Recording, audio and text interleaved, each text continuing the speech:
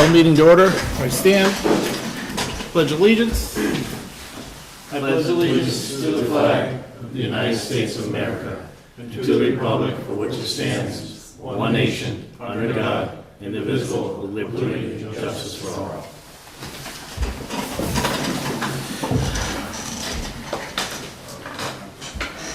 Number one, congratulations. Thank you. Mr. Joyce, yes, Yes. congratulations. Thank you. Welcome to the board. Yes. We got some, No, first order of business is to reorganize. oh, that's right, yeah, reorganize.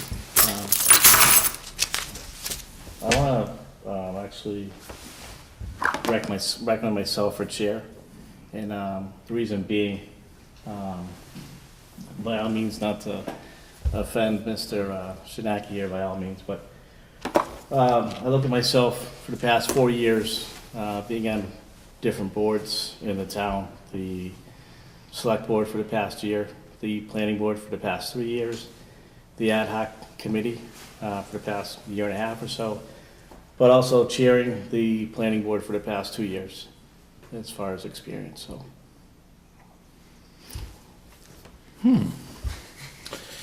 Well, I'd like to actually nominate myself for the chair. I'm certainly every day readily available on a daily basis.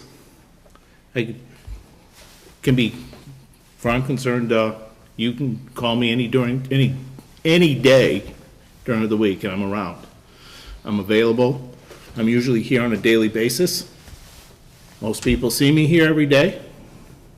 I'd like to have everybody take that under consideration. And I certainly believe I'd be an asset to the board. Well, if you're As a looking chair. at me to nominate myself, I'm not going to. I guess that makes you the deciding vote, right? It does. And since I don't have a coin in my pocket, I'm just gonna say it this way, that I will say with Steve, because he can be the chair of this board, because I am already the chairman of the Energy Committee, and I know how much work it can be, and Glenn is chairman of the Planning Board. So one chair is enough to do all the paperwork, so, Would you like to second both motions? oh, To be open for a vote, please. okay. I'd like to second Glenn's motion, because he spoke first. I'll second. No. No, it's not. He made the motion, he seconded Is it- the motion. Now are you willing to second Mr. I will Chinaki's second motion? Steve Chinaki's motion. Okay, so now you have to take a vote. First will be to have Mr. Sexton be chairman. You need to take a vote. All those in favor? Aye. All those opposed? I say no. Now, you need to take a vote on Mr. Chernacki being the chairman. All those in favor? Aye. Aye. Aye. All those opposed? Okay. Now we need nominations for clerk. This is my first day here. I'll nominate Glenn. I don't know what I'm getting myself into here, so I'm just playing it cool. Is there a second? Well, I second that. Any other nominations? Well, Jay doesn't want to be it, made it perfectly clear. So do you want to take a vote? All those in favor of Glenn becoming the clerk? Aye. Aye. All those opposed? No, as the new chairman of the board of selectmen, now you can start the business of the meeting. Sounds good to me. Thank you very much. There's some people here who would like to speak. The first person I'm going to call up is Rich Damaraki, and he's supposedly speaking about the Granby Bow and Gun Club. Realize this is speak your piece. We're not going to be a huge discussion, but Correct. okay. Yeah. There are a lot of neighbors from Belchertown and Granby who heard a lot of shooting on Sunday. Okay, there was a precision rifle match at the Granby Bow and Gun Club, and they they were very concerned, and they did call the police several times. Now, if you look on the calendar on the website of the Granby Bow and Gun Club, they give a little description of what that match was all about. Okay, and I'll just say that they say shooters can expect to engage steel and paper targets from 10 to 980 yards. Shooters will need a rifle with an optic adjustment to reach 980 yards. So there's no question they're shooting long range. It's right on their website. Their website, Rick, or their Facebook? No, their website. Their website. Now, they also say the ranges that they have right now, they have a covered firing line of 350 yards. They have a lower firing range of 500 yards. So those are the only two recognized ranges that they say they have. So they're either shooting long range, which again, long range is the length of 10 football fields. So they're either shooting off range or they're using the range that they're not supposed to be using. And I know the police were called several times, so I would like to know what the police do when they get there. Do they actually drive by the gate, or do they go down the range? I don't know if I'm allowed to ask questions, but anyways, I think the people would like to know that answer. Now, they plan on having these shoots every month. So I would suggest, I would hope that the police can find out when the next match is in June and spend a little extra time going down there and actually going on that long range to see if they're using it, which they're not supposed to be. The second thing I would like, if possible, is the select board to issue a letter, either the select board or their attorney, to just issue a warning to the gun club that they should not be using that long range at all. So I think basically I just wanted to make the board aware that there are a lot of angry residents, and I think you'll be hearing from them soon. So I just hope that the situation can be monitored and put a stop to any long range, using that long range if you're doing it. I mean, I can't imagine shooting off range the length of 10 football fields, because that's dangerous. There's a lot of neighbors around there that hike and walk, and it's just dangerous. So I just wanted to point that out. Thank you. Okay, you're welcome.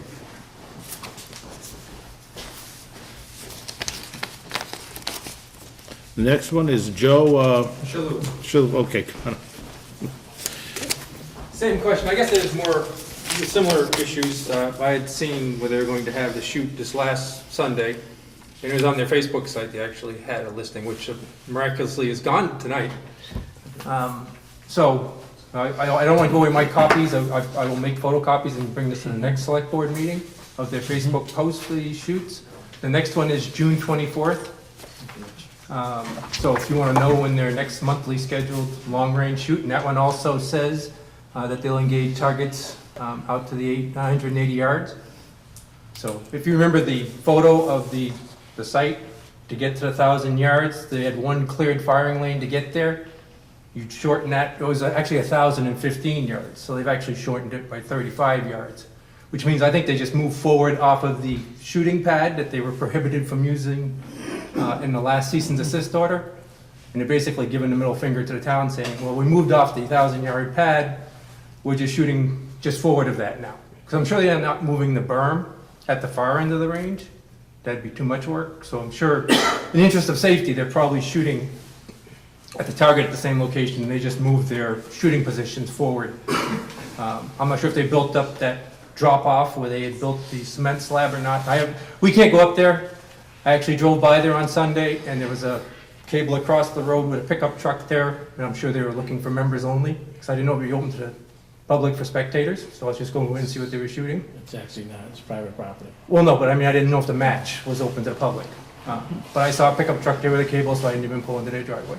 And I haven't been issued a cease and desist or a no trespass order, because I don't generally go near their property. So anyways, I just wanted to let you know that they are planning to do that monthly. And based on what they cleared for property, there is no way they could shoot at 980 yards without using that range.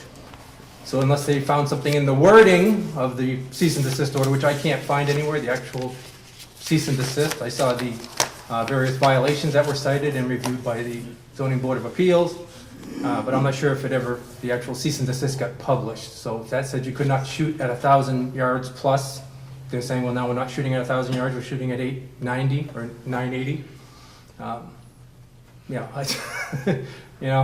But my understanding was it was a cease and desist of use of that expanded area, because that's what the contention is, that expanded area was in violation of the zoning laws, and therefore they couldn't use it until it was resolved by land court. So once again, I had the same question. What is the process if we feel that they're in violation of the cease and desist? Who enforces it? Is it the police department? Is it the zoning, or is it the select board?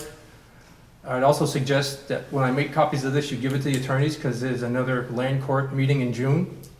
And I think the judge at the land court would be interested in seeing what they're doing in that disputed section of the shooting range.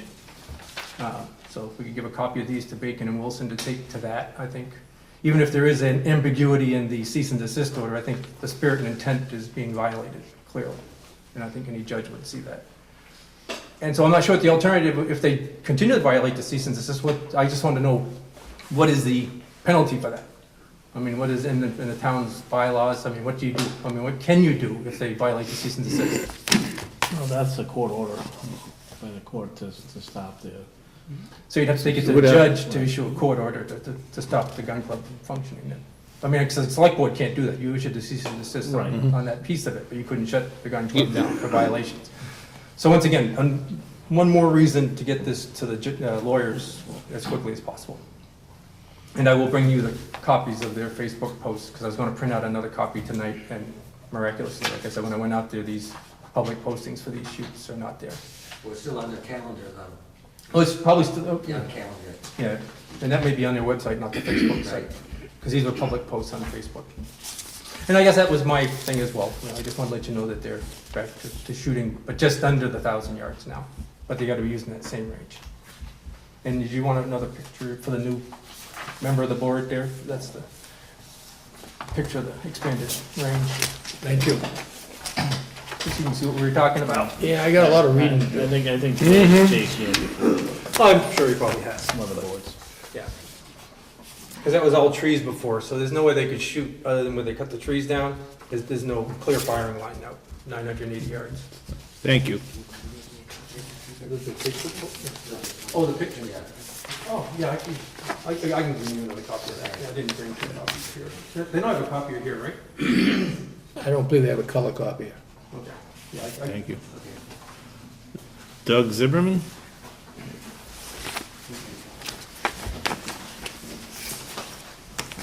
Yeah, I really don't have too much more to add than what Rich and Joe had already said, but I totally agree with everything that they've stated. My intent was to talk about exactly what they just said, so I'm not gonna beat a dead horse, but from my end, I mean, I'm on School Street, and Mr. Joyce, you're new, welcome. I hope that you can offer some kind of intervention or relief that we haven't yet seen, but it's really out of control again. It seems like deja vu, like we're going through the same process that we went through last year. Same time, same channel. We started this because of the spring, and they're having these events now. As Joe and Rich said, they're shooting at 980 yards instead of the 1,000 yards. Does that make it right? I mean, I don't know. I'm not a lawyer. It just seems that the intent and the grandfathered use of that club was not to have these. They went way beyond the grandfathered use, and that's why the cease and desist was issued. So now I don't know if they're stretching it or seeing how far they can stretch it by just going 980. I don't know. But again, I'm not gonna go back over everything Mr. that Joe and Rich went over, but it is. It started up again. I was working, luckily, this past Sunday. I wasn't home, but I started seeing emails and everything else that, that were discussing, oh my, it's starting, what's going on. And it's been before that. They were actually shooting in the winter. I've actually was hearing them back in February shooting. That sounded exactly like the reason that we had come here before about the long range. The gun noise sounds exactly the same. Maybe not as frequent because of the winter, but it's starting up again. So again, whatever the next step is to get this cease and desist, maybe to cover what, maybe it didn't cover everything the first time. I don't know, but I think a discussion with Bacon and Wilson about what Rich and Joe talked about, I think it's certainly warranted to put it back on the table and see where we are with this now, because like I think it was Rich that said, it's like we're getting the middle finger stuck in our face from the gun club. So that's all I got. Thank you. Thank you for listening. Thank you. Gene Whipple?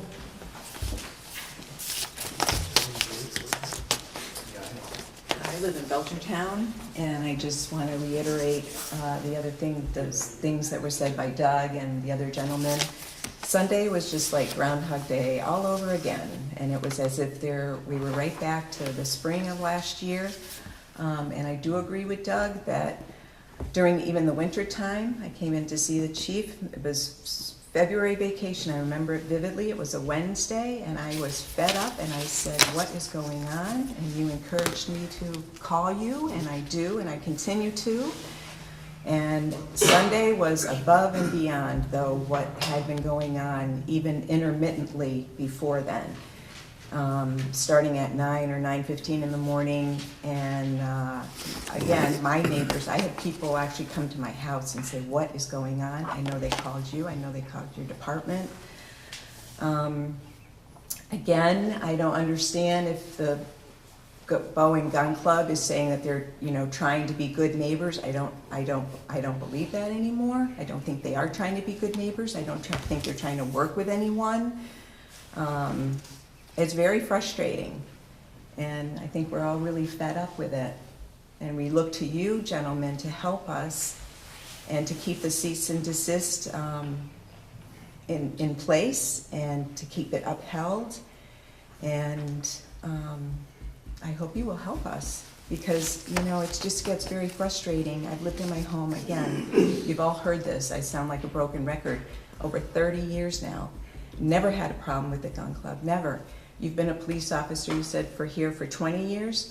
Never spoken to you. You've never really had complaints, you said to me, about the gun club, never. Maybe one, you said. And I mean, obviously, this is a big issue, not only for Granby, but for Belchertown. I love your town. I use your library. I go to Granby Grain all the time. I mean, I'm here all the time. I love you guys. You should move here. I should, but I don't love the Boeing Gun Club. I really don't. And they're giving your town just such a bad, reputation. And it's just, that's really too bad. It really is. Because you guys, everybody I've met here has been super nice. And I just hope that we can work through this and just, like I said, keep the cease and desist, make sure that it's, just stays the way it is, and make it be upheld, and just hold them to a higher standard. So that's all I have to say, but thank you. And Thank you. welcome. Welcome, sir. I'm sure you're like, oh boy. From the frying pan to the fire. No, it's definitely the truth. Thank you, all of you, for coming up and speaking. I appreciate it. I take it all under advisement, as the board will. I know they will. We take it very seriously, and we'll see what, we'll have to contact Bacon and Wilson. I have one more question. I know the zoning board of appeals is being sued individually. I know that the zoning board of appeals is being sued individually, because I went out and looked at the land court. That's why I know there's another session coming up in June, another hearing. So should I, or should you give them any of this additional information about, to add to their defense, I guess? 'Cause I'm not sure if any of you are on the zoning board of appeals and are being sued individually by the gun club. I'm not. But as Steve said, we're gonna take it under advisement, and review it and go from there. Okay, well, I didn't know if I should give them a copy of this, go to their meeting, no, okay. All right. The lawyers, they're the same lawyers that the town has, I would assume, so the lawyers get it. Mhm. Okay, thanks. Thank you. And now, Ian? Okay, come on up. What's the last name? It's the last one. What's the last name? Unreadable. Ian, you have to say your last name, Name. please. Oh, Qua. Qua. Qua, yeah. Qua. Spell that for me. HUA. Okay. Thank you. Yep.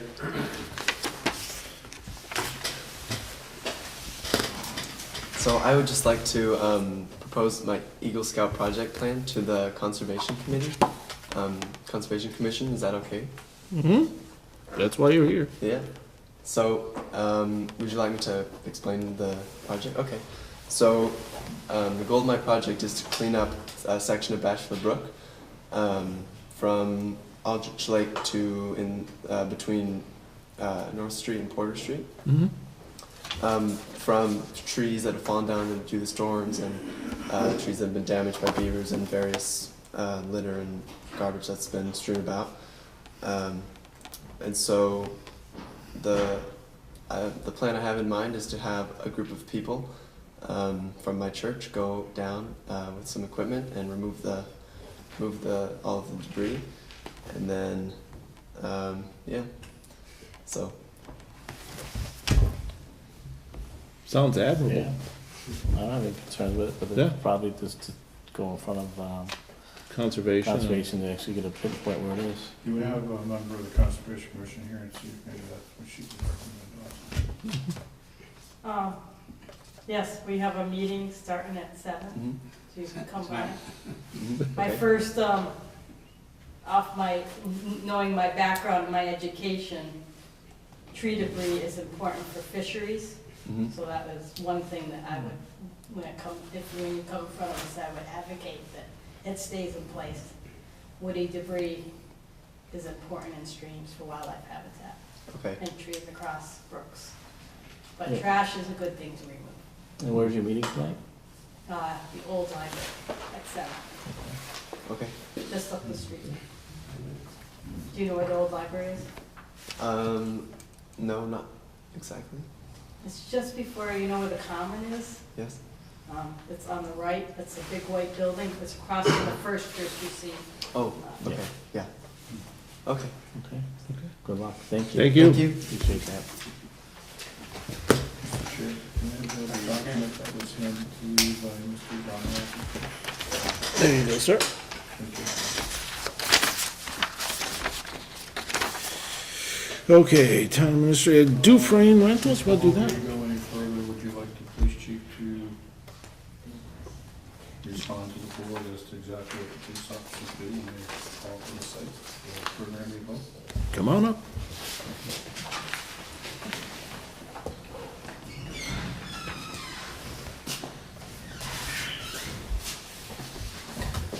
So, I think I know the question, so I'll just answer. Generally speaking, we try to get up to the gun club every time the residents call.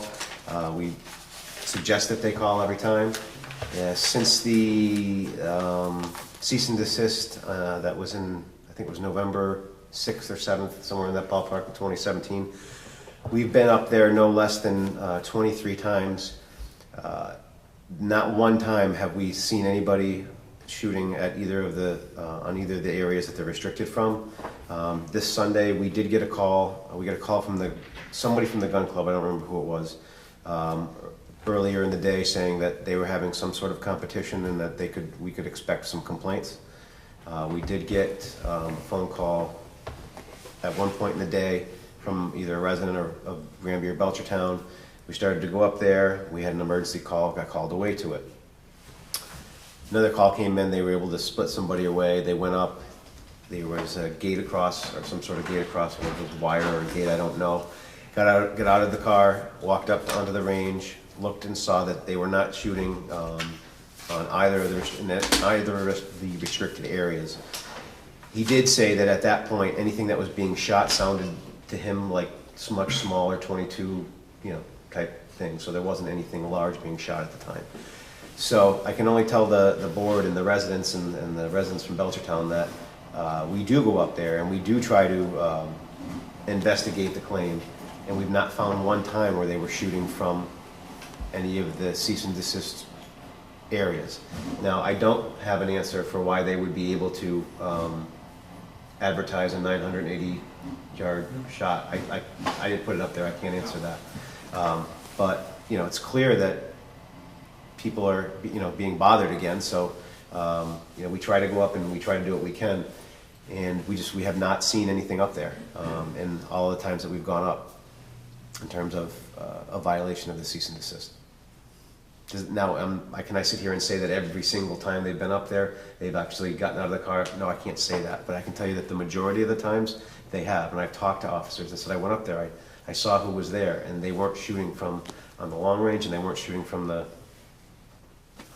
shooter shack or whatever that it was. I can't speak to any of the times that, that we're not there. I can only tell you that we go up there, we do that, and quite frankly, the police department to some degree, and this seems to be becoming the face of the problem, where we don't create the problem, we're not perpetuating the problem, we're trying to help with the problem. But because the problem's not going away, the frustration seems to be focused on the police department, which we have no control over. We don't control the cease and desist. We don't enforce it. We're trying to go up there and observe these things on behalf of the residents, the people who are calling and being, upset by it. But we'll just hope that you would try to keep in mind that we're not creating it. We're not, it's in our best interest to make the residents happy as well. That's our goal. Going up there and, I want to say it's not our goal to go up there and find something. Our goal is to hopefully, have a successful resolution. But, we're not causing it, we're not perpetuating it. We're doing what we can to go up and look to see what's going on. And I know that that's not bringing the results that you want, but yeah, I would hope that you would understand that that might not be something we can provide. And I think, there's a legal situation going on, and I think we're all trying to do the best that we can with this situation. And I know that's probably not fast enough because you're living with it. I understand that. But that's pretty much what I would say about the Ask situation. questions of the chief while he's there, is that okay? Is that permissible? That's your call. I'm fine. Okay. Al, have you ever, since they promote this 980-yard shooting range or whatever, have you ever asked them where they're shooting this? No, I have not. I mean, that would be, isn't that illegal in itself, like shooting into the woods? Well, I think there's a couple things. To answer your question, straightforward, no, I have not. Quite frankly, at some point they could make the argument that we shouldn't even be up there. As far as we know, they're not committing a crime. We have no evidence that they're committing a crime. It is private property. So that you could make the argument that we don't even have the right to be up there. Yet we've gone up, nobody's contested us being there, and we haven't found anything. So to answer your question, no, I haven't. And do I think it's a question that could be asked? I think it could be asked, but I would say that it's probably best suited to be asked, in writing to either them or to whoever represents them, their lawyer, and get a written response to it. Are you saying you don't have a right to go up there? I would say at some point, just like on your property, if someone calls me and tells me you're doing something on your property that's not illegal, I don't have an absolute right. If you tell me to get off your property, I don't have the right to stay on your property. Not without some sort of legal reason No, to be there's a there. cease and desist. That's not- Whatever it is. Right, and if they're violating that, that's up to somebody else. The police department doesn't. We don't enforce the cease and desist order. Who would? I would say that's got to be through the courts. Yeah, but the judge isn't gonna walk up there and say you're. No, but again, I hope you understand the situation that it's in. It's not something that it's not like we have we have evidence that this crime is being committed at Rich's house. And we go there and we see it, or we get a warrant and we have a legal right to be there, that type of thing. And again, it's not to say that we can't go up there, but, you know, it's not as clear cut as you might think, you know, as you might think. And just like if you take the gun club out of it and say, okay, what if I came to your house every day because your neighbor said you were doing something illegal, but yet we had no evidence of it whatsoever? At some point, you might say, Al, I like you, but it's time for you to leave. So. Thanks. Well, my question is just about the cable, and I think you kind of maybe just answered it, but because I told you before, when I spoke with you. Chair, that if I I may. have What was seen. that? Just if you're gonna speak, you can just say who you are, Oh, Gene Whipple. because the camera does not I'm pick up sorry. on that, so people know who's talking. So, Gene Whipple. And I spoke with you before about this, is that I've gone by twice the gun club, and I've seen people physically unlocking it, the cable, and then going up there, which I thought that whole range there was a cease and desist, and that no one was allowed up there. So my question is about the cable, and I think you just answered it by saying that it's private property. I felt like, well, maybe the cable should not even, maybe it should not even be locked, and that way it would be more accessible for the police. But again, that's private property, like you said, so I understand. You just kind of answered my own question. But do you worry about emergency vehicles getting up there at all? I do, I do, yeah. Because of that, because I'm assuming you don't have the code for that. We do not. I can't speak for fire, but we don't have anything for going up there. Do you have a code for that or anything? We have a master key. Okay, yeah. We have that master key too. I mean, the bolt cutters? But, no, it is. Anytime there's something like that, that's, you know, certainly is. But that, again, and I'm not, just to take it away from the gun club for a second, there's situations like that all over town. Oh, no, I You know, understand so. that. No, I understand that. And I did ask you before when I spoke with you about, and I know it's the timing thing, and I know you said that when you call, officers have been in there like really quickly. Because I asked you if it was possible for people to move from, you know, the long range to walk over.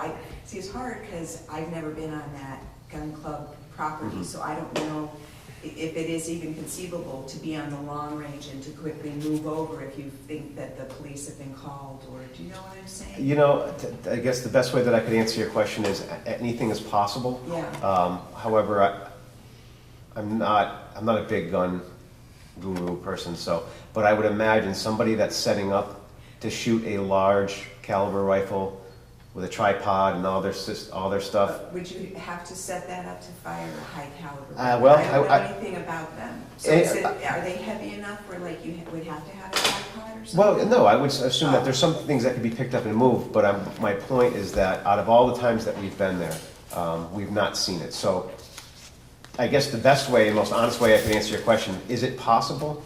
Yes, it is. It's possible. Do I think it's likely that every single time we've been up there? No. I don't think so. Thank you, Chief.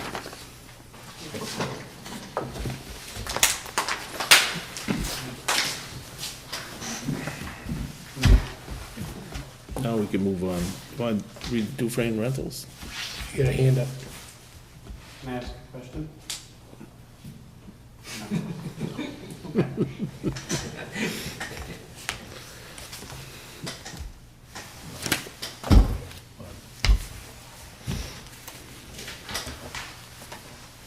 So, Mr. Chair, do you wish me to forward this information to special counsel? Yes. Do you wish for me to have special counsel call the building inspector to advise him on how to proceed? I think that'd be prudent to do. Thank you. You're welcome, thank you.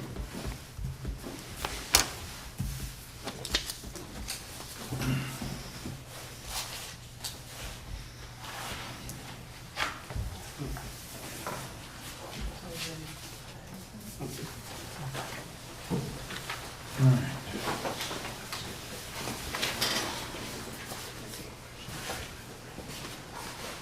Do you want me to go through Blueprint Rentals first, or do you want to go into other new business first? We might as well just get through this. you want to go through these? Yeah. Let's get it done over with. All right, so we have, did I read all these, Chris? Okay. So we have, common vehicular license for, the Wagon Carroll Street, right? Mm-hmm. P.O. Box 323, Rutland, Mass. It's set for Dufane Park. It'll be for Charter Day. Is that what's for Charter Day? Are they all for Charter Day? I'm just looking for the date. I don't see the actual date for it, though. Doesn't Well, say Charter Day. the common victular license is good through December 31st 31st. of 2018.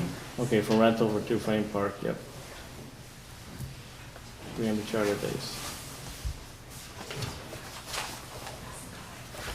Okay.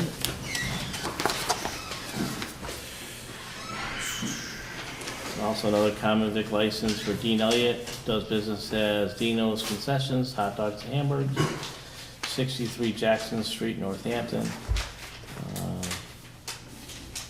So same thing for food booth at Granby Charter Days at Dufane Park. Okay.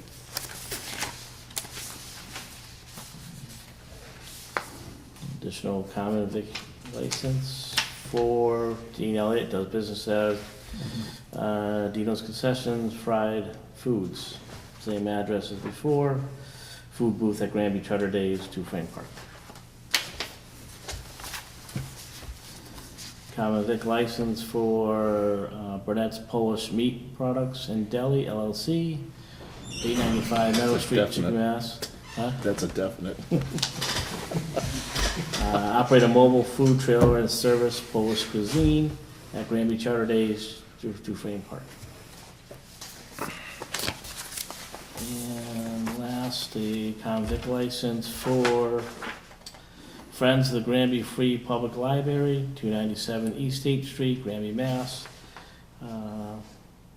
Just says Friends of Granby Library. I don't know, are they having a booth or something there? Or? No, it's for general all year long. Oh, okay, that's for all you want, okay.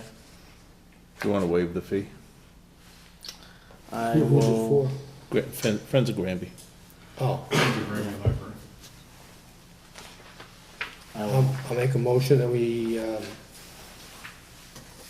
waive the fee on the Friends of Granby Library. I'll second it. All in favor? actually, I'll second it. You want to second it? And you gotta do your discussion. Okay. Yeah, I know. Is there any discussion about that, or? No. Okay. Okay. Second? Second? I second it. Okay. All in favor? Aye. Sign that one. You want to make a motion to accept all these? As read? I'll make a motion to accept all the articles as read. Okay. I'll second the motion. All in favor? Aye. Aye. Okay. We can sign that.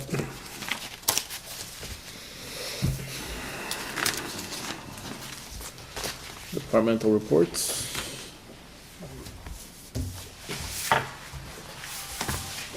It's not done. Are they down there still? Departmental reports, are they still down there? I don't have them here.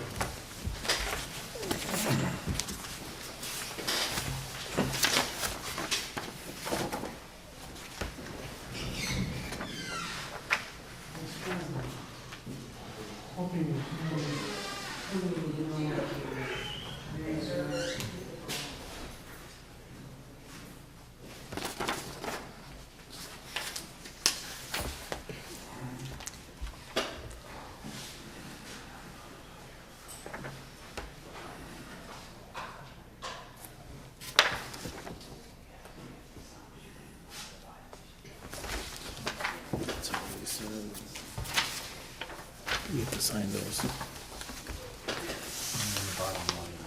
Okay.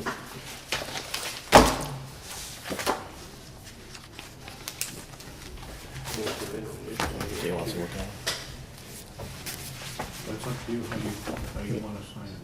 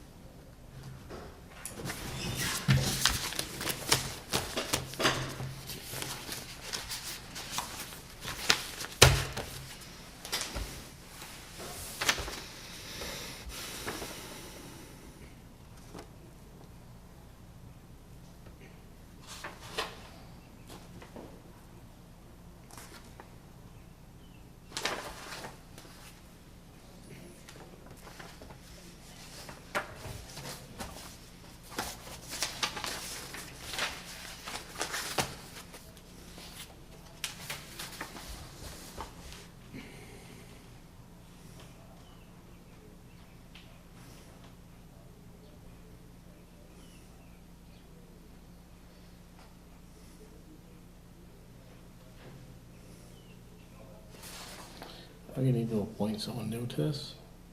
For this Director of Services Committee for the Senior Center? I have to appoint someone new to that. Are you doing the correspondence there? Oh, yeah. Number one, we originally appointed a 5-member committee for the Senior Center Director Search Committee. Yep. However, one individual has declined the appointment. I do have a couple feelers out to see if someone else interested in serving, and at this point in time, they haven't gotten back to me, so. As soon as we can, I'll hopefully be able to find another member, be able to serve on the committee. But the committee can still continue to meet as long as they got 3, right? Or would you rather have them wait? I'd rather have them wait, That's fine. especially if it's a hiring or a search committee, basically, that's gonna be reviewing everything. I just didn't want things, I know what you're saying. No, but I think it's best we wait. I don't have a problem either way, it's just that it's something that has to be done, and if there's not a reason to wait, I just... Well, the only other concern I would have is part of the committee charge is to forward at least 3 names to the board for public interview. If we only have 3 applications by the time we close, then we really don't need to worry about the committee. We would just automatically interview the 3 candidates. And when does the current closure end? May 25th, Friday. Friday. Okay.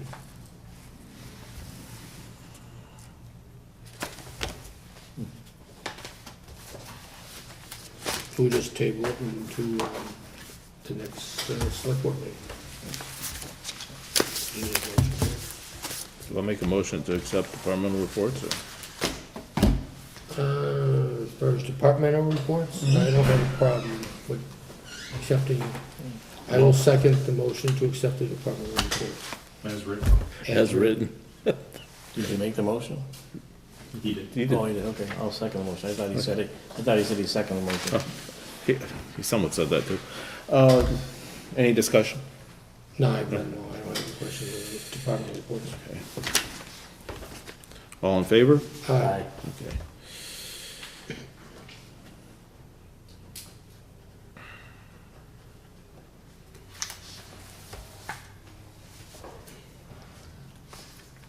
Want to approve and sign meeting warrants after 15 or 18, number 70?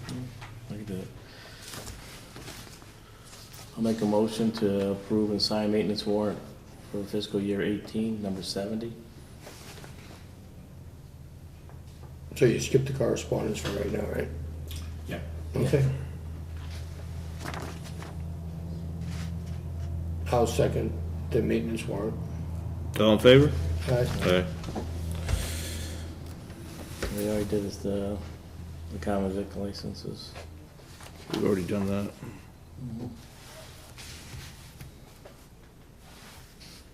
Under item number 4, firm appointments. We were notified by the Executive Office of Energy and Environmental Affairs that our open space and recreation plan expired on July 2017.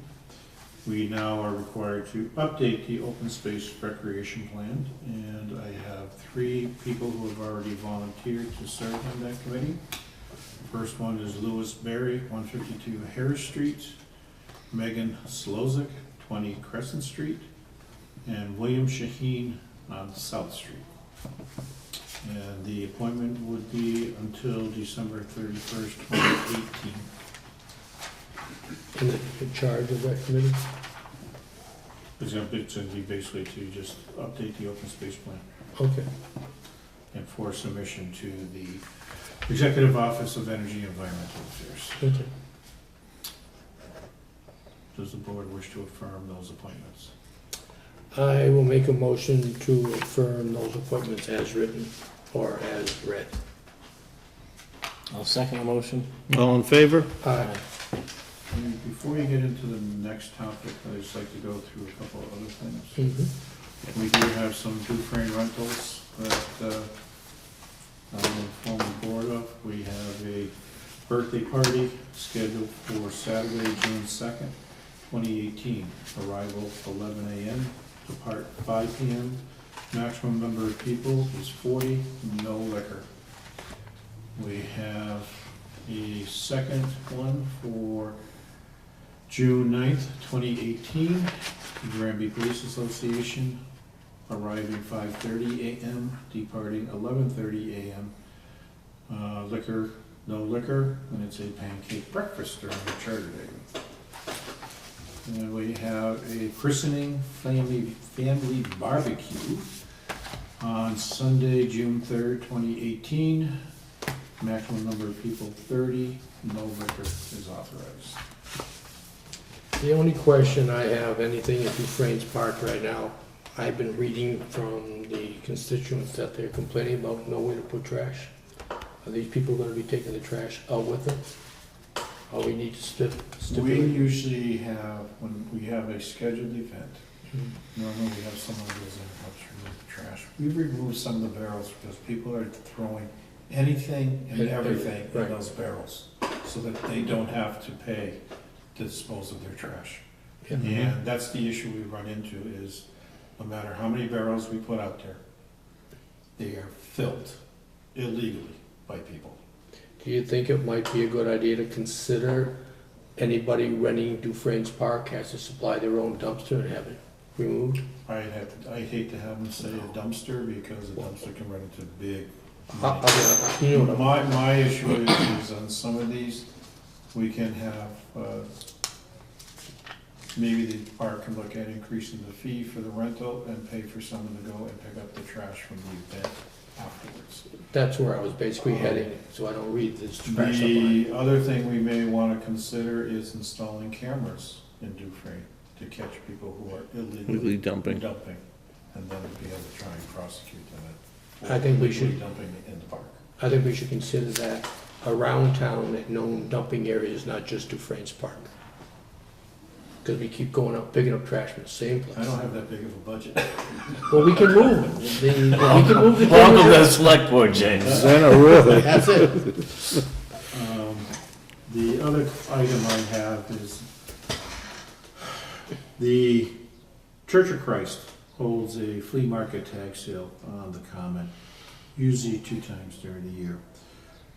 From what we've seen, they're planning on doing it May 26th and September 8th. However, we haven't received any paperwork from them.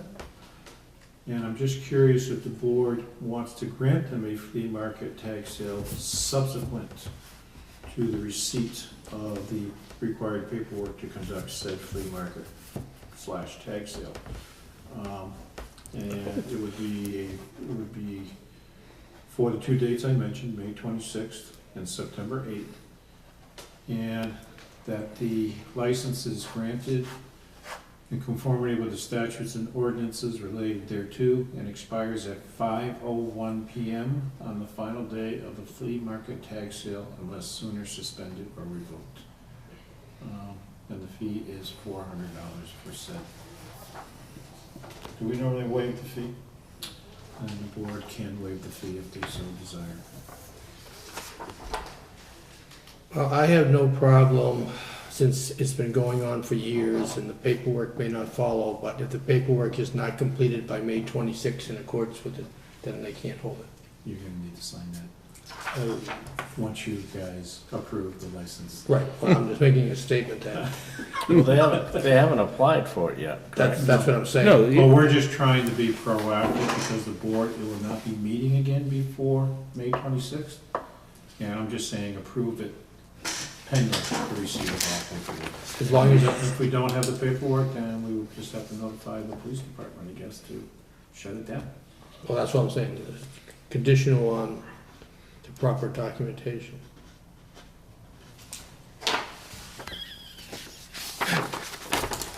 Welcome to the planning board. We really should make a motion. Do you want to make a motion to accept this? Or you just want to say? I'll make a motion to accept it as written by Mr. Martin. Pending the And receipt of all required paperwork. That's correct. Yeah, I'll second the motion. I just have concerns that, they need to do their part Mm-hmm. beforehand. We shouldn't be All in favor? Aye. Oh, I agree with you. Yeah, no, that's, That's why we put the condition on it.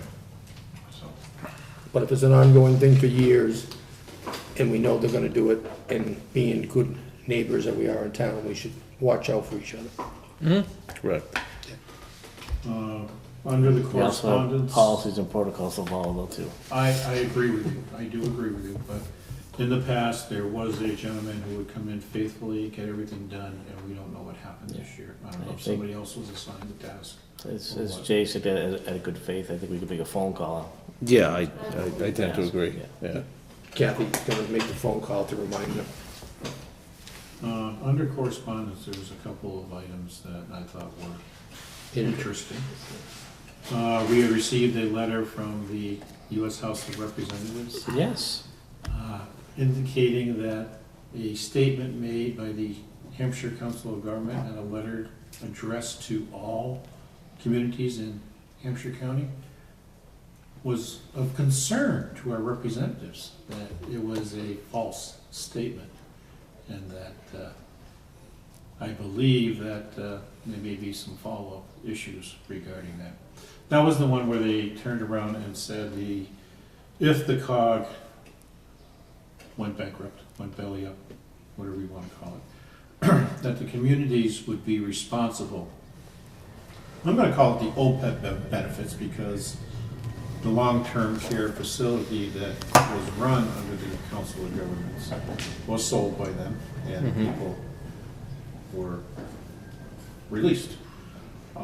According to the letter, the town of Granby would have to be paying about $12,000 a year to cover those OPEB benefits. And our total liability, I believe, was like $135,000 out of the $4 million total. And they had claimed that they went and met with representatives in Boston. And the indication was is the representatives in Boston says there was nothing they could do to assist the COG in taking care of that obligation. And the representatives are upset with that letter as it was written, because they were concerned, and they also expressed their concern over the COG making that type of mistake. So stay tuned. Yeah, okay, I know, really. Do we have any current open contracts with the Hampshire County of Governments? We do not have any contracts with the Hampshire. The only thing that our side participates in, and I believe the school side participates, is in the contracts for purchases of services and materials. That's it. We just participate in the purchasing program. They've been trying to get us to join the regional services program, which we did try the accounting services program back in 2011, which was a dismal failure. They are trying to get us to join the regional IT services. However, I am on a state contract for that, and I have full confidence in the company we currently are using. They have tried to get us to buy solar power through them. However, we are buying our solar power through Kearsarge. I believe the school is purchasing power through their aggregate program through the COG. I got out of that because I felt it was more expensive than I would be paying directly to National Grid to purchase the power. So, to answer your question, no, we don't participate in any of their programs. Well, that's what I like, but we do have contracts with them as far as the school goes. There is one contract with the school, and I think you're aware of that contract. So when we did the energy thing, it was the purchase of the power through Hampshire Power. Okay, yes, Okay. because I put that in the MEI. Yes, and that is how they purchase their power. If these people have a possibility of going belly up, what would be our alternative plans to keep the town and the school running without interruption? As far as I'm concerned, Mhm. if the Hampshire Power no longer is able to supply that, we would just be paying the regular rate to National Grid. Good. And not the National Grid rate plus a adder clause for them to provide the power. But we would still have the option to get another third party if we wanted to. If you so desired. Depending on rates. However, I have found Mhm. that the rates that National Grid offers, even the difference between the summer rate and the winter rate, on the whole, is cheaper than if you go to a conglomerate or an aggregate company that is trying to sell you power. And that would qualify on, I believe, with what, Schedule Z? Yes. Well, they have a Schedule Z with Kearsarge for the, one of the East Street sites. We weren't able to get into that one, so we buy our power from a Kearsarge site Air, out in Ethel, Ethel. okay? And I've had a problem. You know, we get the full credit from National Grid, and then we pay 80% of the usage to National Grid, so we're basically saving 20% on 90% of my projected uses on an annual basis. So any effect would be minimal. Yes, in my viewpoint, it Yeah. would be minimal. Okay.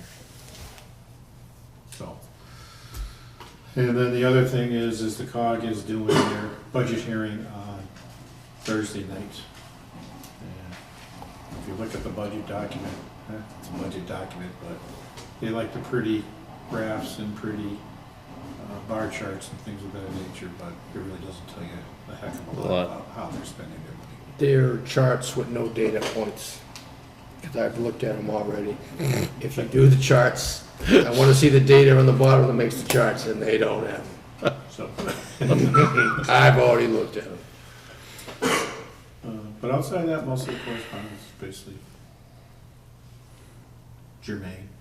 I know Jay had a question over a document received from the Granby Bow and Gun Club, was it? Yes. I reviewed the letter from the Granby Bow and Gun Club, and they're talking about replenishing the land that I presumed, again, I wasn't involved in the beginning, so I don't know, but they're putting in reseeding and stuff like that from where they clear cut. And there's nothing in there that I saw about safety. And they're involved with the, I got it written down here. Give me 1 second to find, oh yeah, National Resources Council and Services. That is the Fish and Game Club up in Hadley. That doesn't seem to me have too much to do with the operation of a bow and gun club, but it might have something to do with putting in the seating. And as far as my experience in the military, safety is #1 concern on anything, whether it's a construction program or it's a gun club. And I'd be interested to know, because they're issuing out long-range certificates. They are issuing them out according to their letter. I would like to know what are the requirements to get a long-range certificate, so we know if the safety is involved in there. I don't see whether that's in our purview. Anything within safety with the residents of Granby is within our purview. But as far as them issuing a certificate for a certain range that someone's qualifying for, if they're within, if you will, within their rights of having them shoot at that range, if that's not a question, I don't see why we should be concerned with the certificate they're issuing. It depends on what's in the certificate. I mean, I can print up a certificate upstairs in about 2 minutes, but it might not have any criteria of requirements. I'm But looking at. to me, I'm just saying it's a certificate. I don't know if that certificate is carrying any weight as for what they're using it for, though, is what I'm saying. That's what I'm saying, I don't know either. Based upon their letter, I don't know either. Also, they want to put a bridge in there, in their letter. And they're bypassing the town to put the bridge in, the way I read it. The issue I would have with that is, I know they did go in front of the Conservation Commission. because they had a consent order Mhm. from DEP for when they did the deforestation, that they violated the wetland area. Yes.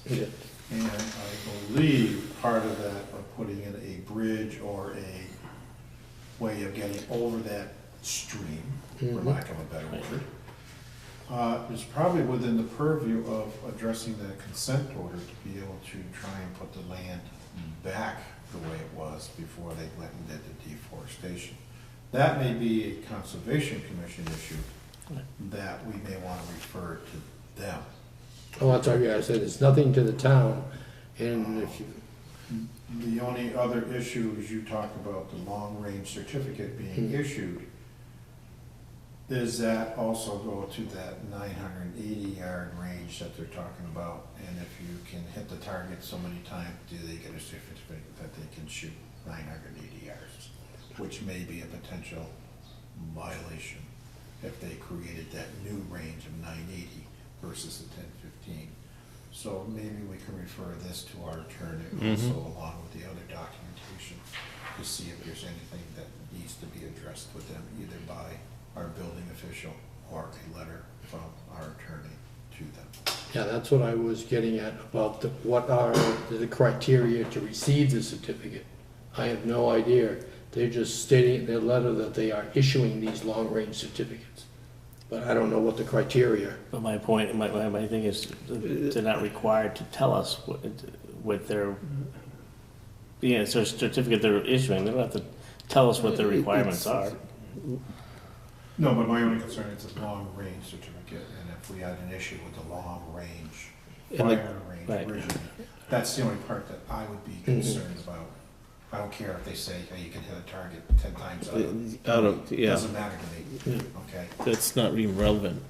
My biggest thing is if they're issuing certificates for long-range shooting, then That's- again, are they In trying to violation. just get around our cease and desist by saying, oh yeah, we're not gonna go up top, we're gonna go up the bottom of the hill. That's 35 feet. Feet. So, And again, but it all comes down to what is considered long range. correct. Long range could be Could be 500 yards. Could be 700 yards. Right, we don't know. 300 yards. Right, so, And is it a pistol? yeah. Being able to shoot 300 yards with a pistol or 500 yards with a pistol? How do you know? Because I fired pistols, you can't fire. You know, I them don't, effectively you know, that long. and again, in good faith, I mean, they're presenting us with information, you know, so, you can definitely have our attorneys look at it and go from there. Yeah, But also. again, it's on a good faith that they're telling us what Yeah. their plans are, what they're doing, so. Yeah, also in that letter, they're talking about issuing hunting and fishing or hunting licenses for out there. I was under the impression that they filed for a nonprofit and they received nonprofit for that bowling gun club. Was that a true statement?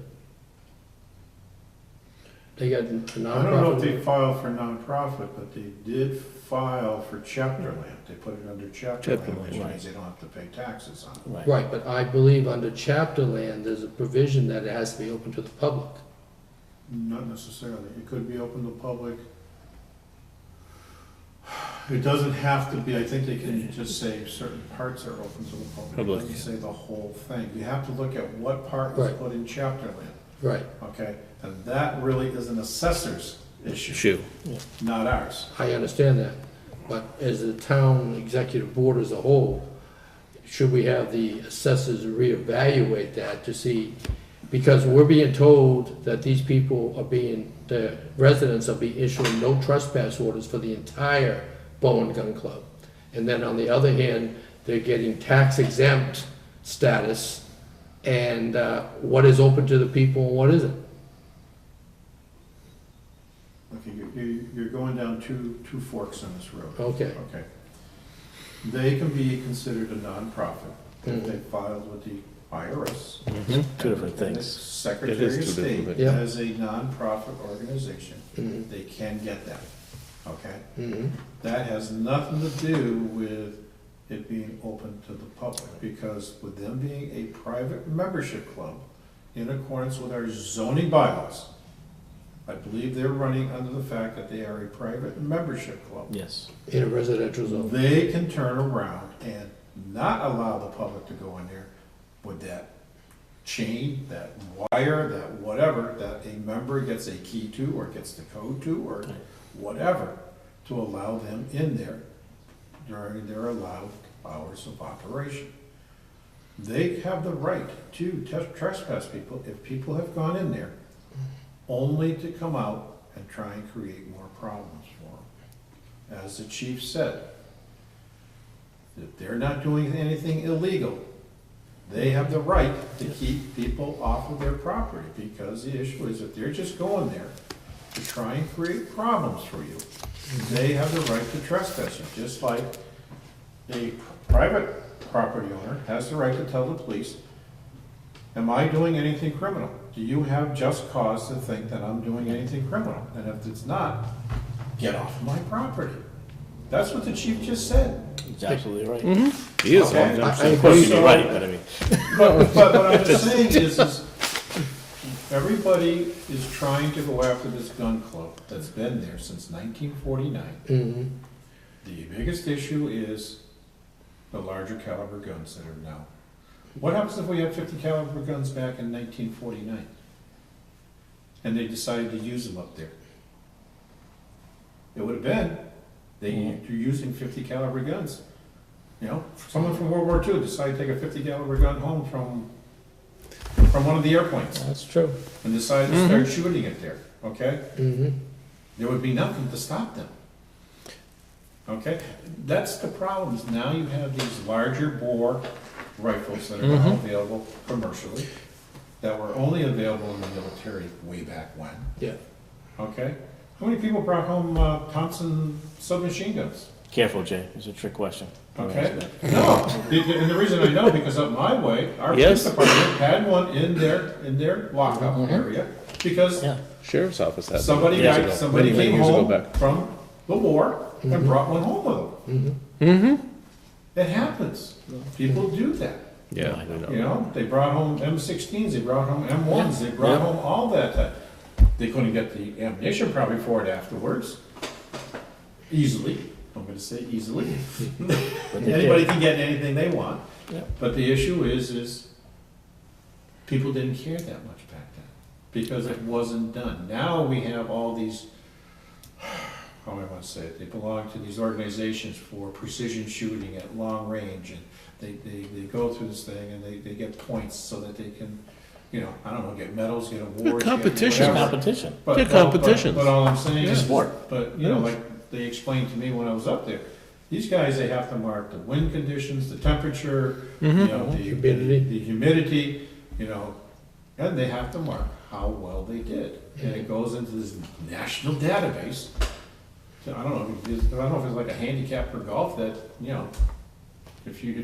People they get ranked, they get world They do. rankings and, you Yeah. know, and how they qualify. And I have no There's problem people in with your them department that- firing and I know. doing stuff. I mean, Yeah. I spent over 41 They years do. in the Army, and Not I me. would love to go to the range all the time and fire. The only issue that I see is we got a he said, she said thing. Yeah. Versus Well, nobody has witnessed We're not high school. anybody. We're not high school. Well, that's, I mean, and to go back to that, Jay, that's That's- what the chief was saying. It's, you know, Right. it's followed up on the complaints that are being made. There's no evidence that supports those, what's being said. Not to say it's not being done, but as when they go up there, there's no evidence supporting that, so. Well, that's where I was leading to. Can you see that 980-foot range from a public way? No, Okay. So there's no way that anybody could obtain any evidence what they were doing or not doing. okay. After the town meeting, I had Mr. Polchak come up and talk to me about what they're shooting the 980 yards. I turned to him and I says, okay, because he has that property right at the other side of that 1,015 yard range. Right. He says, okay, do you see him shooting from the shootership? No, I can't see that. Do you see him shooting from the upper shooting platform? No, I can't. He says, I can't do anything. That's right. If we don't have any proof that they're violating the cease and desist as written, I'm sorry, we didn't say they couldn't shoot on the property at all. Right. Because we didn't have that right to shut them down Correct. completely, because they were a pre-existing non-conforming use. Mm-hmm. All we could address was, they created this long range, they didn't go in front of anybody to get a special permit to create this long Right. range, That's where it Shooting. stands, yes. okay? And that's what we were able to do. Now, people are complaining that they're shooting there. They have the right They to shoot shoot, there, Mhm. they do. as long as it's safely done. Right. And that's all we care about. If Mr. Polchbeck is in fear of his life, then he needs to come in and complain that he feels there's a safety issue with what they're doing up there. Then we can send the building inspector out to investigate and see what he says. On Mr. Polchak's land, if you had binoculars or something like that, can you see the shooter's head and where they're firing I'd at? say he can, because Oh, that's why I'm asking the question. when you look at here, here's the shooter shed here. Right. Here's the upper range right here. Okay. They're shooting up to here. Mm-hmm. That's the end of your 1,000-yard range right there. Okay. His property's right here, he abuts it. So, could he be looking through the trees and with a set of binoculars? I'm sure he could, because it's a straight shot right down. Okay. Because the shooter shed is right below the elevated range. Right? Mhm. So, that's I all won't I'm be saying, standing yeah. there with binoculars. You can see the straight line coming back down. Mhm. Yeah, they're probably doing that, He's they're got a probably scope. setting He up can right see you here. too. He's still I shooting know. from that spot. It's now a 900-yard range. That's all. Right. But they're not using the shed.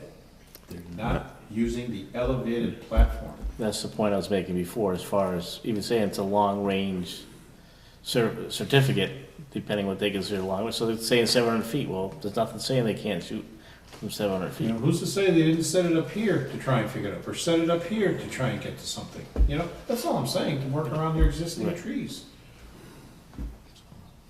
My concern is the control of the projectile after it hits its target, which is And required. that- in and this. that would be an issue Right. that I believe if they created this 980-yard range, this is my own opinion, Mhm. don't know if it's a legal opinion, that they should come in front of people so that they can identify what safety precautions were taken when setting up that range. That's all I care about. Well, that's what I've been saying about safety, and I'm just saying, you have to control the projectile after it goes through its intended target, regardless of the distance. And that's why I was curious about their long-range certificate. What are the Right. requirements? Well, of it? Let's that- also remember, sorry, Steve, but let's also remember, this is a professional company. There's people there that are using rifles or so on and so forth that are, that's what they do. It's not, and I would hope, and not to, Jay, I would hope they are taking necessary precautions to, as far as safety and protect, the people around them as well. We're not talking about just people going out in the woods and firing off guns. And I believe for lack of a long range, they have a range master. Mm-hmm. And they have to prove they know how to Right. use the weapon before they're allowed to even shoot it on the property. There's not much more they can do for precautions for that. They are trying, I'm sorry. It is noisy. It is a bowl. It's gonna ricochet around in there until they can find a way of getting sound barrier type of things, where you get trees to grow, you get other things to absorb it instead of being bare rock. Okay? They wanted to do that by bringing in that sludge for lack of a bit. Biosludge. Whatever it was. Okay? They were trying to get vegetation to grow to get rid of the rock with the ricochet. I don't care what you do, you're still gonna have sound. Oh, yeah, Okay. I didn't say a word about sound. Up where I live, I have 3 gun ranges around me. Yeah, I hear them up there. And you can pick out one over here, one over here, one over there. You can hear them. Sorry, maybe they don't do it as often as here, but it does occur. Sorry. And I have no problem with the noise. My concern is the control of the projectile. where it's going. Which nobody has control over that in a sense. Oh, if you're firing a weapon, you have control or you have no business firing it. Not if it ricochets, not if something happens. A range is Point- created so you do not have ricochets. And again, I It's go back controlling of the to, projectile. it's a professional business, and I think we should remember that, and as Chris stated too, you know, there's things that are, there's an oversight on that, to make sure that things are being done correctly. And See, I have no idea what oversight you're talking about, because I was not involved in any of the discussions before just as tonight. Chris mentioned, a range master, right? So that's, he's an oversight person to make sure things are done right, and as I'm gonna imagine, there's things that need to be filled out. Oh, see, as you're far as the imagining state. stuff again, and again, I'm not as I imagining see it in stuff, I'm writing- just- If I don't see it in writing, as far as a plan on how you take care of it, That's That's all I'm not, saying. but that's not our purview, Jay, is what I'm saying. They don't have to come to the select board to tell us what they're doing there. We could ask them to provide it, and if they choose not to, there's nothing we can Right. do regarding it. If you want us to send a letter asking, we can do so. But if they choose to ignore the request, that's it. The only thing I'd say is that'd be for informational only. I'd like to clear the whole matter up, that's what I'm. You're never gonna clear it up. You're not. I don't care what you try and do, Jay, you're not gonna clear it up. Unless you want to join the club, Jay, which you can, I realize that. and we can find out, but I mean, up to that point, there's not much we have control over. You know, it comes down to the issue is, how much of a good neighbor do they wanna be? Do they wanna turn around and not shoot on a Saturday or a Sunday? Give the neighbors one day where they can go out and have their family barbecue, they can have their family picnic in the backyard, they can have family over to try and peacefully enjoy their property. That's up to the gun club to turn around and say, okay, yeah, we're gonna be a good neighbor and not shoot one day on the weekend, okay? But they're not doing that, they're shooting, they're setting up these competitions for both a Saturday and a Sunday. Because you got people coming from New Jersey, you got Yeah. people coming from Pennsylvania, New York, all over New England, to these competitions. And I understand, at age 13, I finished 10th in the state of Massachusetts, and I was firing against everybody, so I know what it's about. And then in the military, I have fired almost every kind of weapon there is, to include a 50 caliber sniper rifle. So I know about that things. And all it is, we are taught from day one, you have to maintain control of the projectile. That's all I'm saying. If I'm aiming at somebody or I'm aiming at a target, the projectile shall be. If it doesn't go there, then you could hurt somebody else. But, as Steve mentioned, the minute it leaves your rifle, Sure. it's intended to hit what you're aiming at. If it ricochets, you can't stop anything that happens because of a ricochet. Because if the range or the safety precautions behind the target are not properly implemented, that, you can't control what happens at that point. You can't happen if it shatters, you can't happen if it breaks into 5 pieces and they all go in 5 different directions. You can't do that, you can't see that.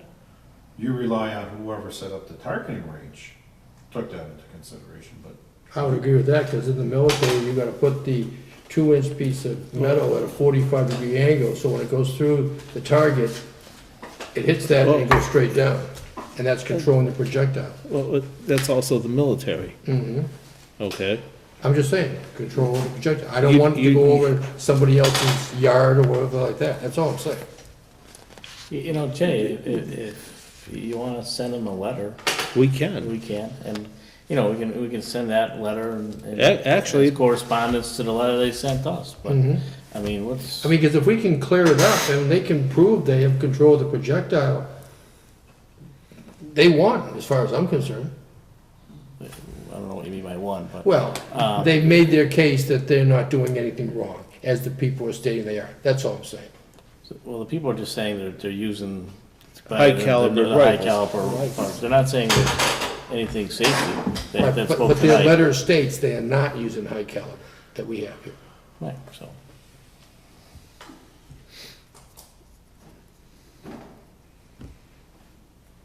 What does the board wish?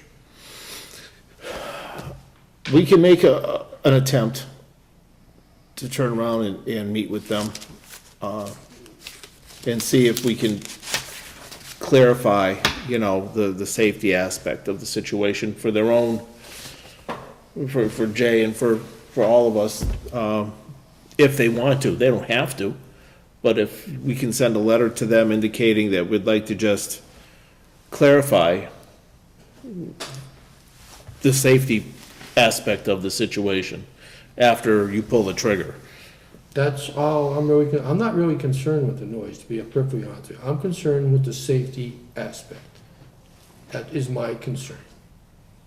Because on Facebook, if you go look at there, I they're don't do shooting at Facebook. rocks, they're shooting at metal, they're not shooting at targets. That is not controlling the projectile, How do you know they're shooting at rocks? because they state it in Facebook, and I have printed it myself. I can say anything I want on Facebook. May not be true. Fine, you wanna use that, go right ahead. They got pictures too, of what metal targets they've hit. But if they're using metal and paper targets, so they Yeah, hit the right. target. Yeah, but the targets are not, they're laying on the ground over here, and another one's over there. So you gotta fire that way, then you gotta fire that way. You're not firing down the range. You're not firing down a range. That's still not our purview. We can Okay, ask, fine. but it really isn't our purview, like Glenn said, and I tend to agree with him, that, you know, I like to clear the whole thing up and just get it resolved. it's not gonna happen. It really isn't gonna happen. I don't see that happening. You know, we're already into this for 20 grand. Yeah, I understand, we don't want, How much more is the town spending You know, I to mean, try and satisfy the residents? Because at some point, we could go bankrupt trying to defend or No, you're right. prosecute this issue. Okay? And it's not fair to the other residents or other departments that we need legal services for, if we're continually spending our legal budget on one topic. I agree entirely. Like I said, I'd like to clear the whole thing up. If they're doing nothing wrong, then we should stand up and say they're doing nothing wrong when the residents come in. They're not So- violating anything. I go back to what the chief has said, that they've sent police officers up there, and nothing has been, you know, seen that supports what's being said by the residents. And But again, it's also stated there, from a public way, you cannot see the 980-yard range, so there's no way they could see it anyways. No, they said they walk up yeah, the police officers walked onto the property. They were on the property and went up in there. Well, he said sometimes they do and sometimes they don't. No, he's not gonna say they do it all the time. That's He Right. will correct. not verify that. That's correct. But That's what he said, he can't say, that he's not gonna say yes every time we go out there, because he's not positive every time they go out there, so he's not gonna to speak to that. But, and again, I'm not saying, you know, what the residents are hearing, they're hearing the gunshots, without a doubt. Doesn't mean that they're doing anything up there that they're not supposed to be doing. I didn't say they were. I'm just stating the facts as I have looked them up myself, and I am not privy to a lot of the conversations and communications of the past. I mean, tonight is my first day on this, and nothing has come before the planning board from them, so I have nothing to address. I'm just using my own experience to try and see if we can resolve this issue. That's all I'm saying. I'm gonna put it out here. If they are looking for a special permit, it is not the planning board who No. has the special permit granting authority for the Go-On Gun Club. You are It 100% is the correct. zoning board of appeals. appeals. Yep. But it doesn't mean the zoning board of appeals cannot request the planning board to assist them. Like we can, This is something totally. Yeah, again, this is we're getting off getting, topic. yeah, no, We're we off are topic. definitely getting off topic. So I don't wanna, I mean, I'm just saying, Chris is right, according to paragraph 6.21. I have no problem. Chris is right most of the times. I don't know, but yeah. I didn't say all the time, I said most of the time. We'll give it to him once in a while. All right, to get to the next topic, do you want to talk about what was asked to be put on under number 5? Or do you want to approve the minutes first? Let's approve the minutes first, then we'll get to that. I'll make a motion that we approve the I'm not here. I'm May. abstaining. I'm abstaining. Minutes. No, I want May, oh, that's the date, May 14th. I'll make a motion that we approve the minutes from May 14th, 2018. I second it. I abstain. All in favor? Aye. Aye. 2, 4, 1 abstention. 2, 4, 2 A's, 0 nays, 1 abstention. 0 nays. Oh, 1, who cares? 2, 0, 1. So is this gonna be, Yes, a flag. that's gonna be the flag, huh? That's awesome. That is, isn't it? Show the people at home. No, that's, I know, I think that's nicely done. it is. And if I had the person that did this, I would actually mention his name, or her name, I just don't. The individual's We can name. Find out who number 16 was Individual. done by. We should give them a certificate of authenticity. No, That is beautiful, that There's is. there was a lot of good pictures, very nice pictures done. I mean, it was actually a hard decision. I mean, to pick out one particular one. You're correct. I wish I think that everybody does stupendous job. Okay. There was one other item under correspondence. I don't know if you finished with it or not yet. They had a good citizenship award. And I looked at it and I don't know why the Board of Selectmen is signing it if the criteria is decided by the school and it goes to school employees. School, children, graduates, Yes. seniors. It doesn't go to a school employee. Okay, because I asked the question earlier, is it a teacher or what? And then No, it's a student. Student, It's a student. for graduation.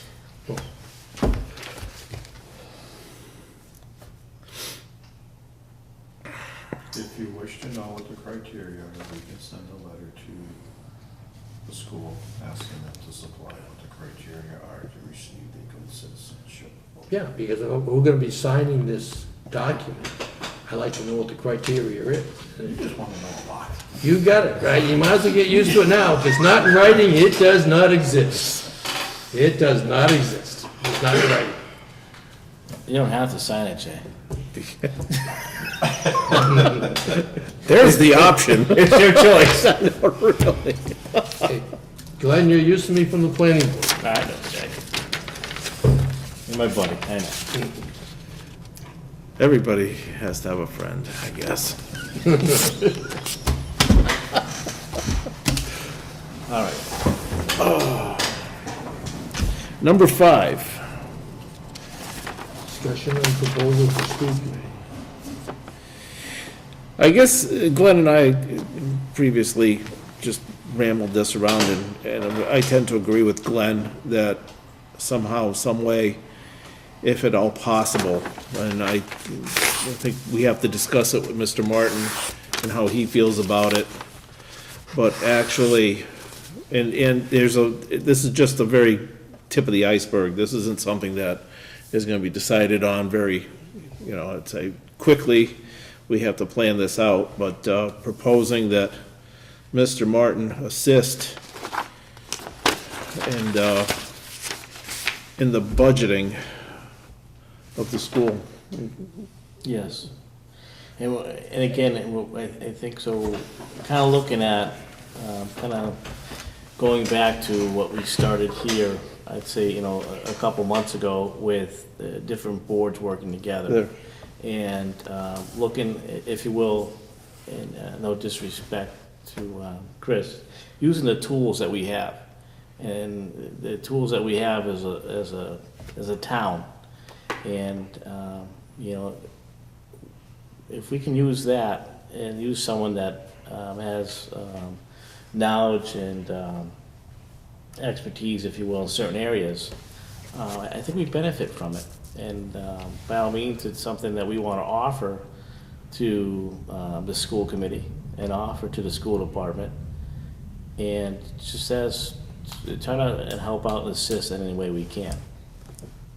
You know, and, you know, really try to, you know, continue our Well, I have working not together. been part of what you guys are discussing, so, What it amounts to is having Mr. Martin, if he agrees to do this, and we'd have to discuss it with him a little further, but have him, in a sense, coach or assist for 1 or 2 years in the budgeting of the school district.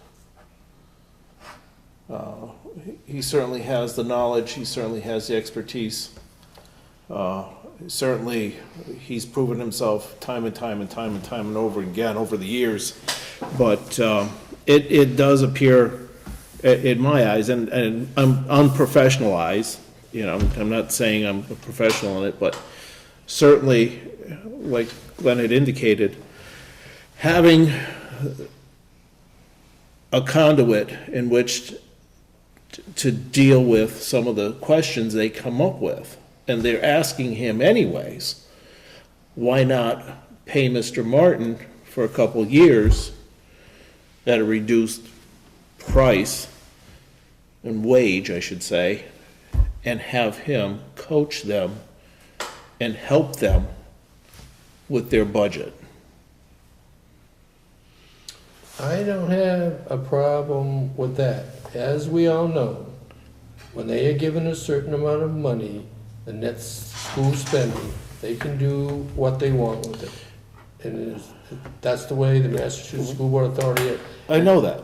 That's here nor there. What we're trying to establish, and I know Glenn doesn't, we do not want to turn around, have anything to do with how they spend their money, where they spend their money, and all of that nature. It has nothing to do with that. It has to do with taking an interest in the budget at his level and assisting them in a variety of different ways.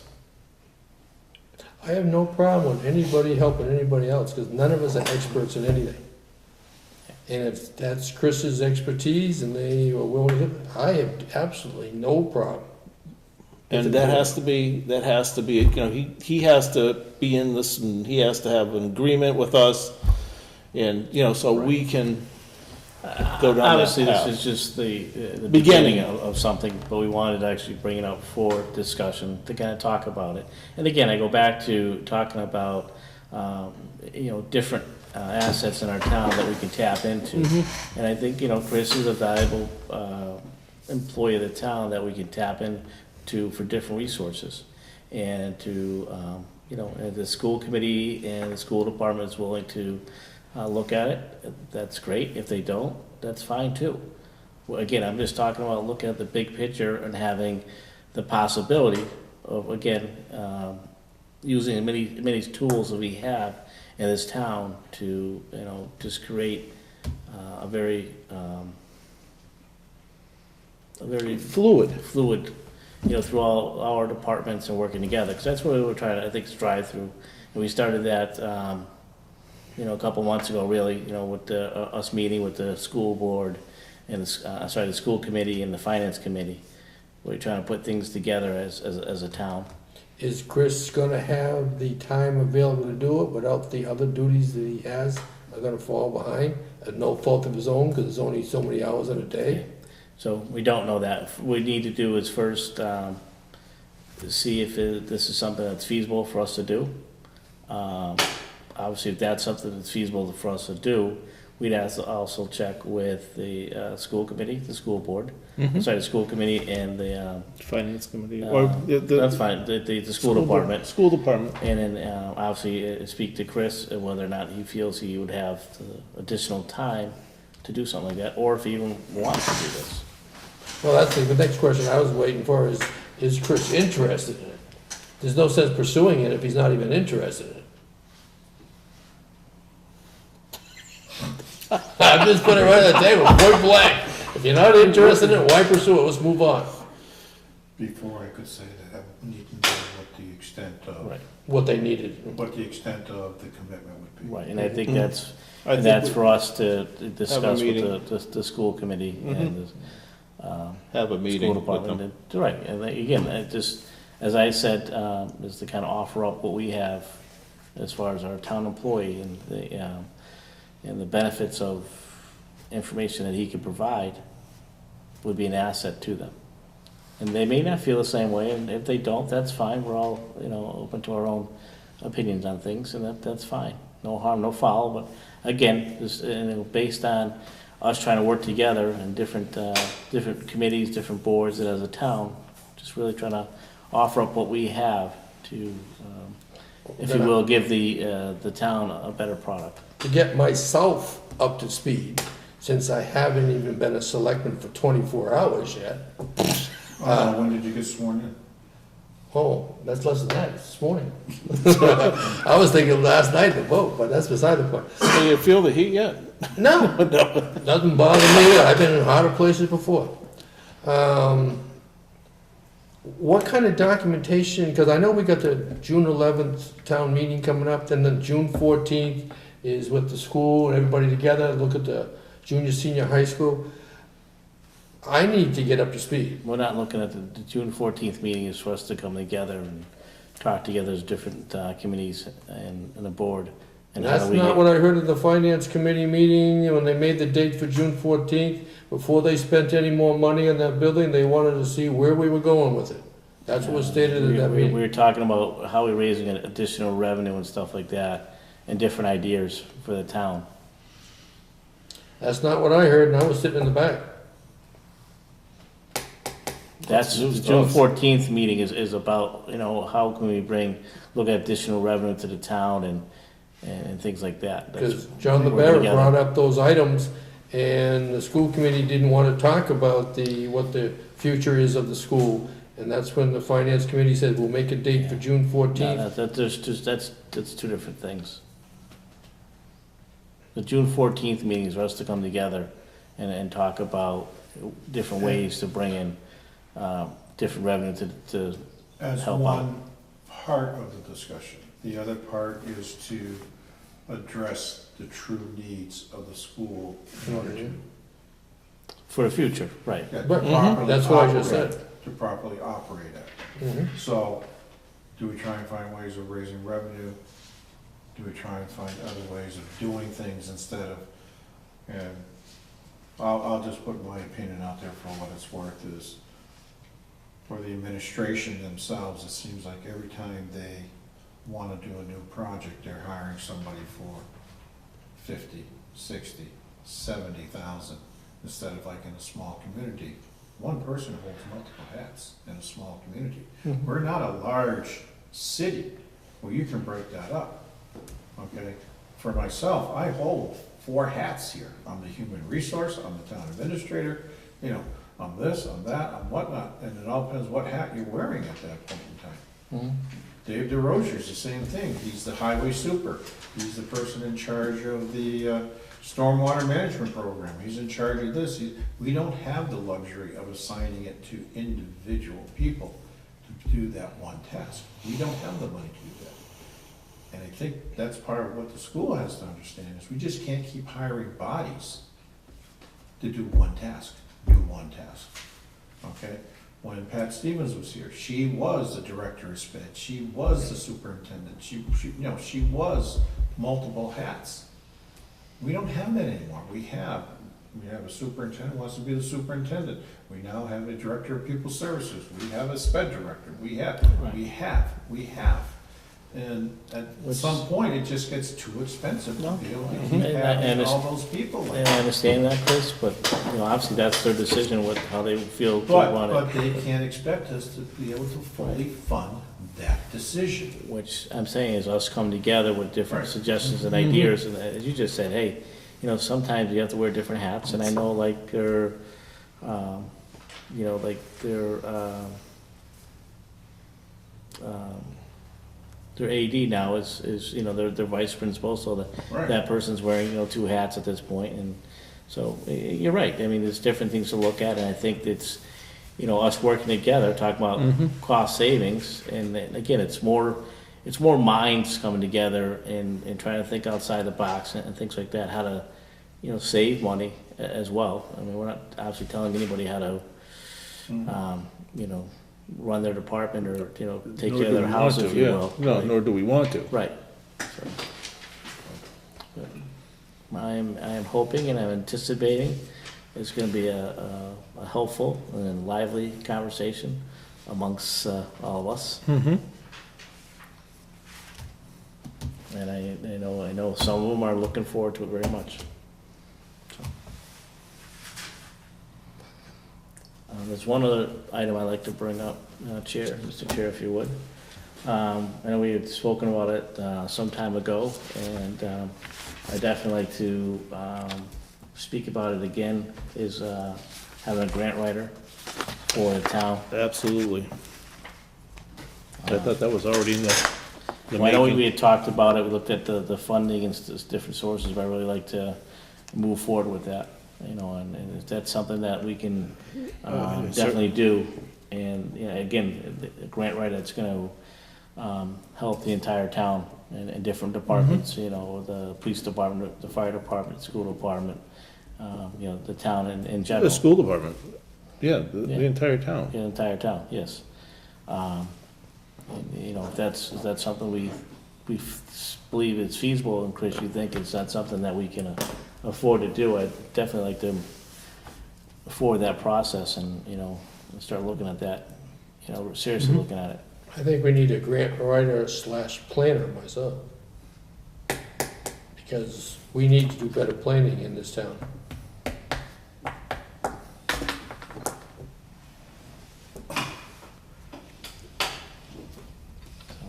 Well, To be honest with you? Yeah.